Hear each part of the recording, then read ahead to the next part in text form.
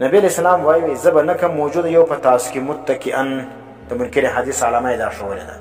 ده به دا اړخ لګولی علی اریکتي په خپل کټ باندې په خپل کټ باندې به ناست وي داسې تکبر منکر حدیث ګرد عمر متکبر وي دا او حدیث چې څوک وایي هغه عاجز وي د حدیثو دا یو برکت دی چې کوم چا حدیث ویلی دي هغه کې عاجزي موجوده ده او چې څوک د حدیث څخه مخ واړوي په هغه کې تکبر موجود وي نو ځکه د اهل قرآن دا ځان ته چې اهل قرآن وایي او اصل کې منکرین قرآن او منکرین حدیث دواړه دي دا چې دې کې تکبر ډېر موجود دی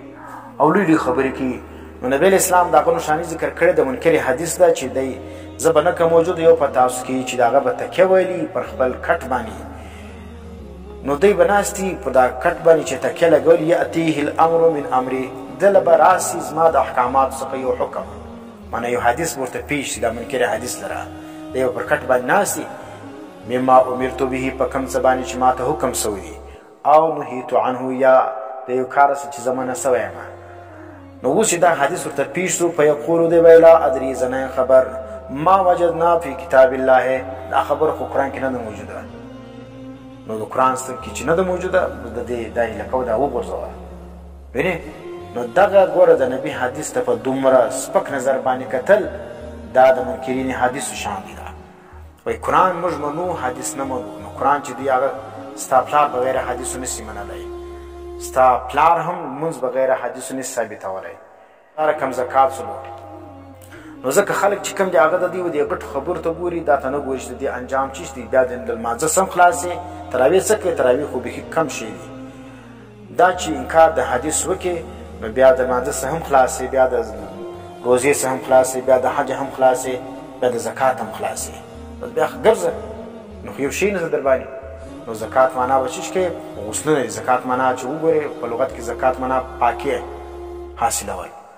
نو چې حدیث زنده کې نو زکات معنا دا سوله چې بس غسلونه کوه صابونان راوړه کور ته او ښه غسلونه کوه او دا رقم صلات چې وګورې چې حدیث نه منې نو صلات معنا دعا هم ده بس یو سکې دعا وکړه بس د لمونځ وسلو او صلات معنا دا د تحریک صلوین کول او د سیفیانو او د نور چې کوم یا دا ډانسران دي هغه خو یې موږ هم لمونځ کوو ولې صلات معنا د تحریک صلوین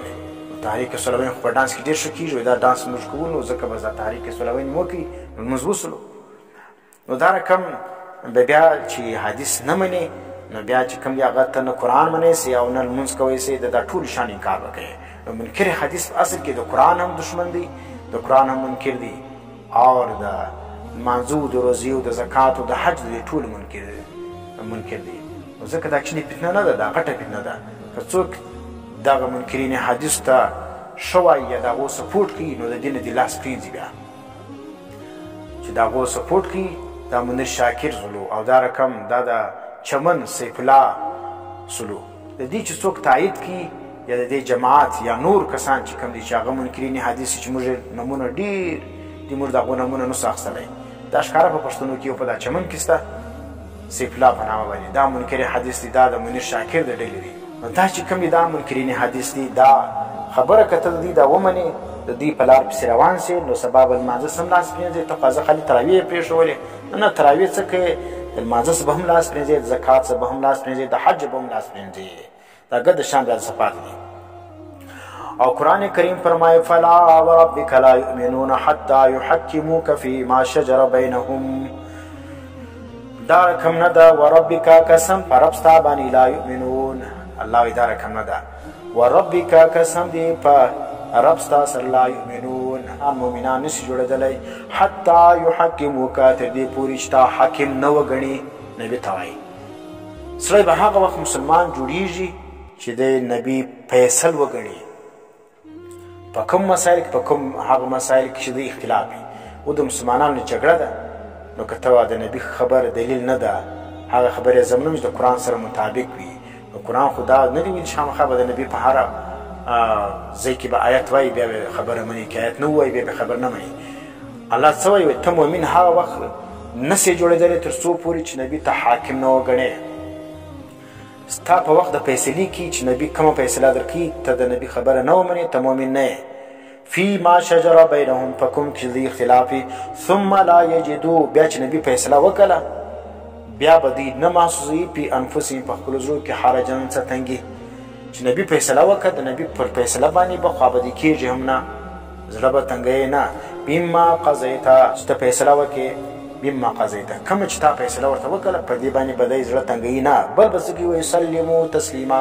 دا فیصله به په سر او په سترګو دواړو باندې مني په زړه او په سترګو په دواړو به مني نو چې دا صفت پکې رالي نو دا صحیح مسلمان دی نو اوس ته ووایې چې د نبي د قرآن نبي ته فیصل ویل چې ته فیصلې کوه د خلکو نو دلته دا ویلي چې ته نبي ستا هغه فیصله منل کېږي به چې په هغه کې ته آیت ووایې نو آیت چې کوم دی هغه خو ګوره د هرې په فیصلې په باره کې قرآن صراحتا آیت نه دی ذکر کړی نو ځکه دغه څوک چې وایي د نبي حدیث دلیل نه دی نو دا آیت پر هغو باندې رد دی چې نبي خبره چې کوم د هغه دلیل د حجت ده